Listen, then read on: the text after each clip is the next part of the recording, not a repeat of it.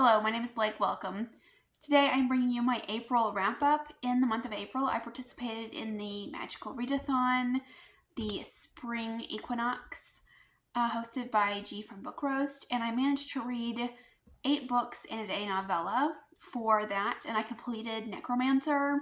But because I have so many books, I'm just going to jump right in, going from the one I liked the least to the one I liked the most. First up, I have A Magic Steeped in Poison by Judy Eilen. And in this book, we follow Ning, who can do magic by brewing tea. And she goes to the Imperial City to compete in this tea brewing tournament to gain the favor of the princess so that she can save her sister's life. And unfortunately, I didn't like this one as much as I had hoped I would. I ended up giving this one 2.5 stars. I feel like this book was a very generic YA. The characters felt very flat to me. And I think it struggled with some pacing issues. I spent the first 2 weeks of Magical Readathon reading only this book.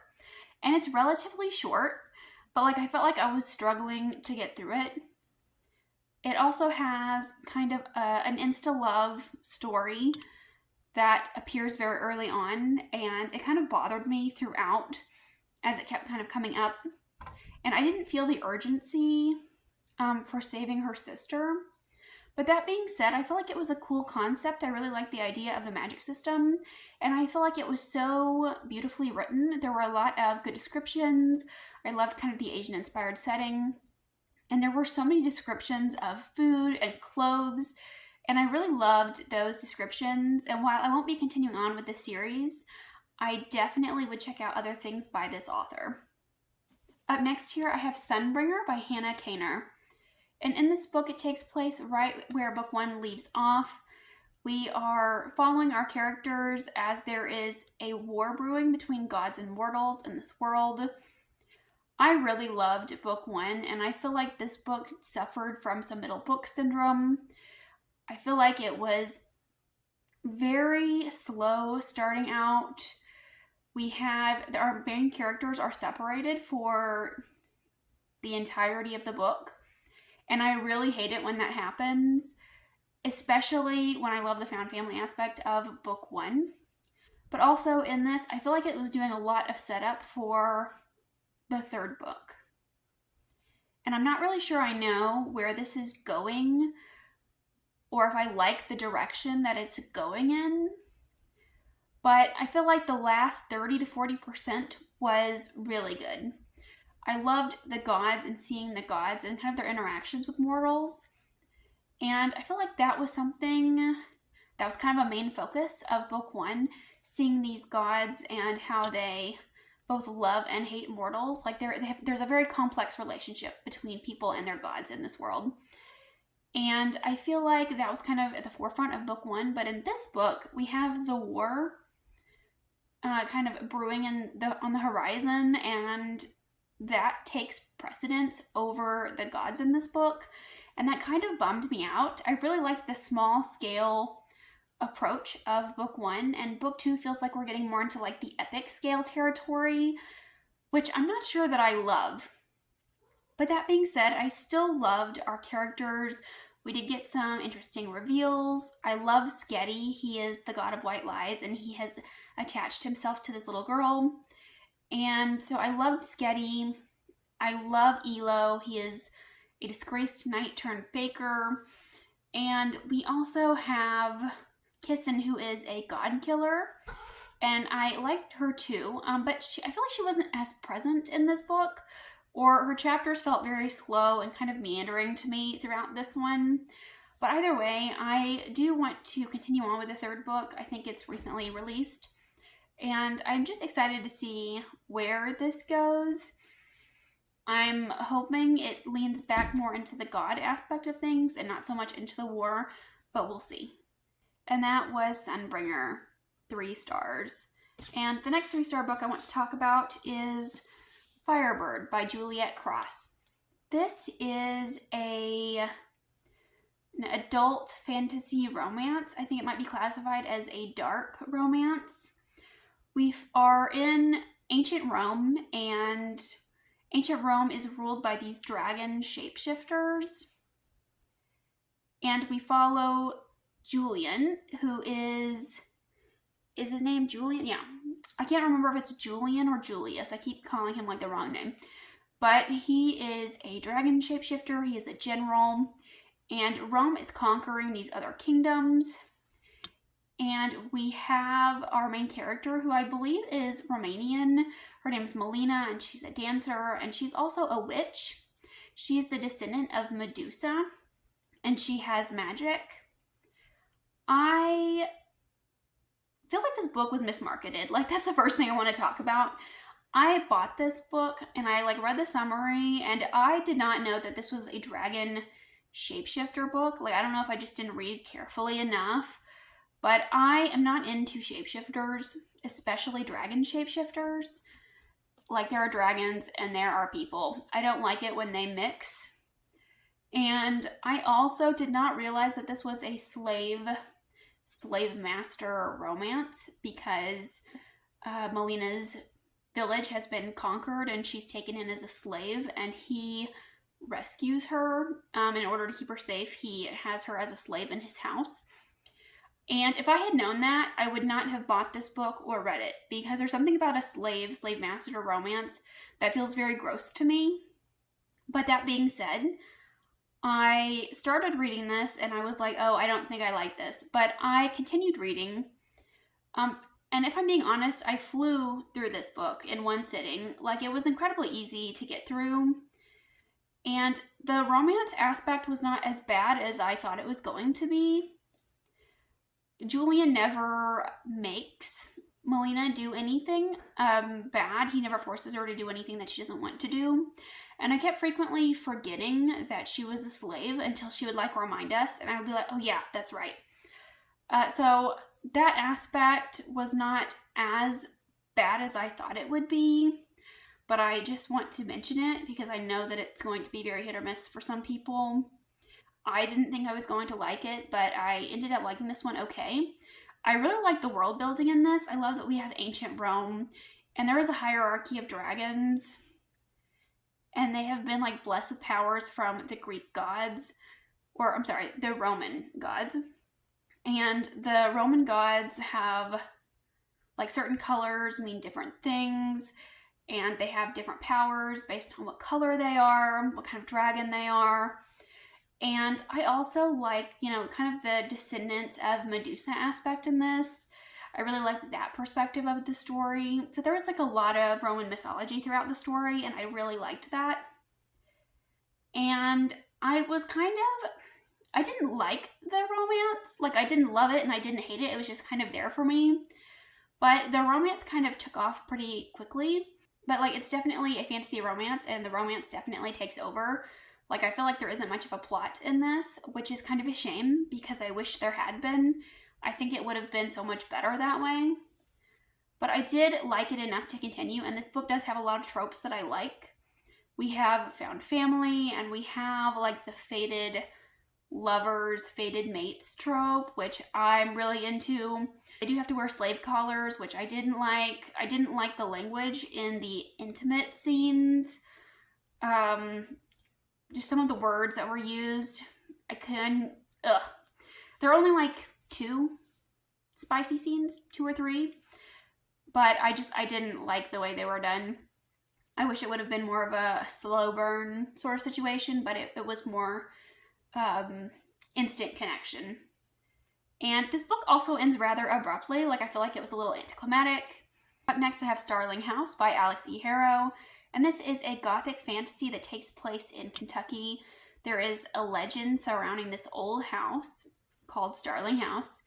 And there are a lot of strange and bizarre things that go on around town, and everyone thinks it is because of this house that they believe is haunted and cursed. And we follow Arthur, who is the last of the Starlings who protects the house. And we also follow Opal, who is struggling to make ends meet. And she's kind of just trying to get by. And she keeps approaching this house because she has strange dreams about it. And she goes to this house and is offered a job as a cleaning lady. So she goes in and tries to uncover the secrets of this house. And this is another book I had mixed feelings about. I ended up giving it 3.5 stars. I really struggled with the pacing of this one. This book, oddly enough, it felt like it was too long and too short at the same time. Like, there were aspects that I really loved. I love that this is like a sentient house. I love the haunted house aspect, but I feel like we didn't get enough of it. It oddly felt like there were moments that were really great when we were in the house, but then whenever we were outside of the house, I felt like the plot really slowed down and I felt like I was bored.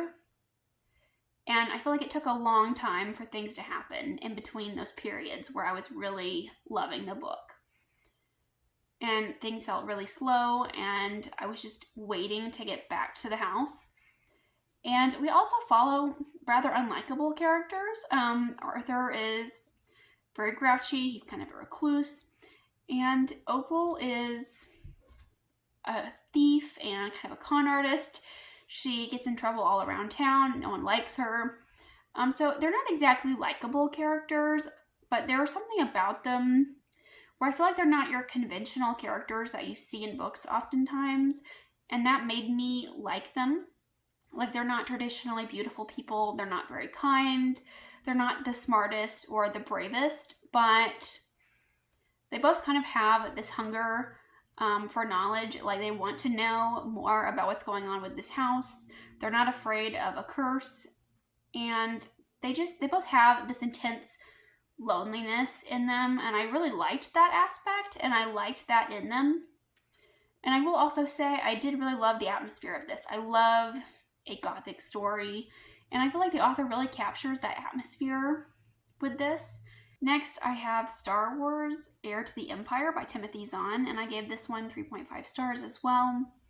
My dad read the Star Wars Extended Universe books to me before bed when I was a kid, but we actually never made it to this series, or he didn't know that it existed, or maybe he didn't like it. I'm not exactly sure, but I discovered this quite recently, and I wanted something to fill the Star Wars void in my life.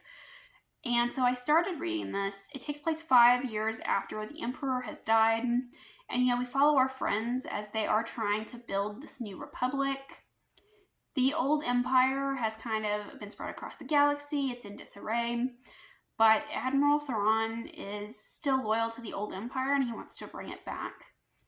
And so they have kind of this new villain to face. These are like an excellent sequel to the Star Wars trilogy, in my opinion. The original Star Wars trilogy, I guess I should say. And I just really loved this. It felt very nostalgic for me. It feels like it's a great continuation. It's not exactly the most conflict heavy. It's not the most action-packed or adventurous story, but I did really like it. In this one, we have Leia, who's pregnant with twins, and Han Solo is kind of working to figure out what's going on in the galaxy, and he's kind of working with Leia. And Leia has begun her training as a Jedi, and Luke is trying to train her. And of course, we have Chewie and C-3PO and R2-D2, which I absolutely love. And we get to go see some more Wookiees in this book, and Wookiees are my favorite. I love a Wookiee. And I ended up recommending the series to my dad, and he's currently reading it. So we are currently discussing it, and that's really fun to buddy read it with my dad. And we also meet Mara Jade, and I have heard a lot about Mara Jade, so I imagine that we will see a lot more of her to come. But I did like meeting her. I will say this book does have some plot holes or things in it that kind of bothered me. Admiral Thrawn is supposed to be this military genius, but I feel like he figured some things out way too easily. There's a situation when the spaceships are leaving the planet, and he's trying to hunt down Luke and Leia, and he's like, well, obviously they're not on that spaceship because of this reason. Obviously it would make sense that they're going to this planet. But in a galaxy where there are so many planets, how does it make sense? How are you sure that that's the planet they're going to? Now, getting into my 4 stars, I have Ruthless Vows by Rebecca Ross. This is the sequel to Divine Rivals, which I read last year and absolutely loved. It takes place a couple of weeks after Divine Rivals, and we are in the city of Oath again as war is looming over the city. And unfortunately, I didn't like this one as much as the first one. I feel like the first half of this book was very slow, and I feel like we definitely had some pacing issues here in the beginning as we were kind of getting everything set up. And I feel like a lot of my issues with this arise from the fact that our characters are separated for the majority of the book, which, as I said earlier in this video, is something that I really hate.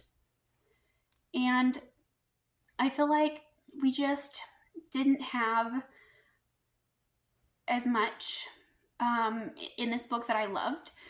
I feel like book one was so emotional and romantic, and it was incredibly dark at moments, but also it was so filled with hope.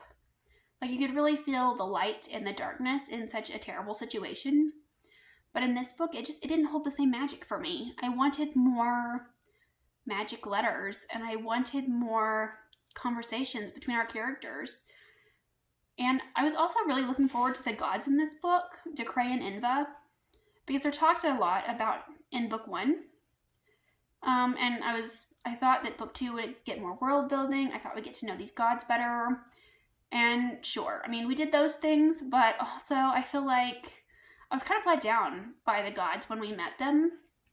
They didn't feel very godlike to me. So that was something that I was a little disappointed by.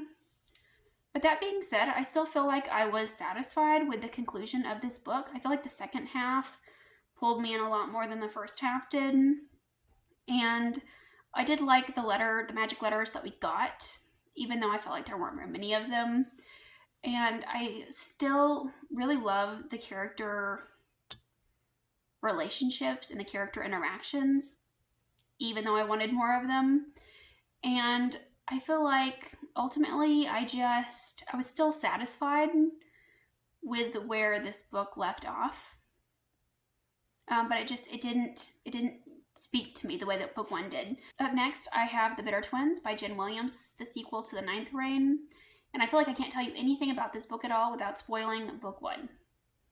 So please check out book one, because this is a really amazing series. I feel like the first half of this book, 40% of this book, was very slow. We were doing a lot of setup for what's to come. It really felt like it was a middle book, like we were bridging the gap between books 1 and books 3. And so I feel like we started out kind of slow, but the second half of this book really took off for me, and I fell in love with this world once again. I really like these characters. I love kind of their group dynamics and the way that they interact with each other. I love these characters as individuals, but also there's just something about them whenever they're together and kind of their interactions with one another. We really have like this found family aspect. And I love these animal companions that we have in the story. And in this book, we also get more of the perspective of this alien race that is trying to take over this planet. And that was really interesting and unique. And I feel like I don't fully understand their motivations, but it's interesting to see their motivations and interesting to see how they work. And I feel like there were a lot of really interesting reveals in this book that made me really excited about continuing. And I have like some theories. I buddy read this with a friend, and we were naming a lot of theories, and we had like a lot of ideas. And we're like, it's really interesting that this reminds me of this other thing. So it's like, we had loads to talk about. It is a great buddy read book. Next up, I read Scorched Roses by Carissa Broadbent. And in this book, we follow Lilith. And she is a scientist, and she lives in this world where there is a god-cursed plague that is kind of killing off everyone. And everyone in Lilith's family has died, and her sister is now also dying. And she is trying to find a cure. So she approaches this vampire, and she says, I will give you a rose in exchange for a vial of blood. So they do this for a while, and she believes that his blood will hold the cure for this plague. I was kind of surprised by this one. I don't like novellas, and this is an adult fantasy romance. It is a novella, and I had a great time with it. I gave it 4 stars. I was so incredibly surprised by how much I enjoyed this one, because I normally don't like novellas. I don't feel like there's enough story there to keep me entertained. But one night I was, laying in bed and I couldn't sleep, so I was like scrolling through the library catalog to see what was available. And I saw this one and I was like, I'll give it a try. But I was like sucked in right away. The writing style is super easy to read. Carissa Broadbent has like such incredible ideas. I just fell right into this. This is part of the Crown of Nixia series, but I have never read any of those books, and this is where I started. Those books have definitely moved up my TBR because of this book. I feel like there were aspects of this that kind of reminded me of Beauty and the Beast, and despite being so short, we had an incredible amount of world building in such a short amount of time. We really like established the world and the gods here, and that made me really excited for reading out her other books.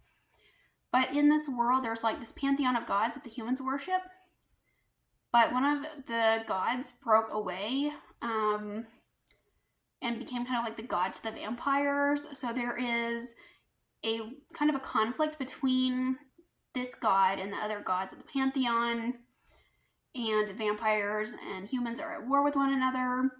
And there are various like vampire hierarchies, and there are various houses and families of vampires that we learn about.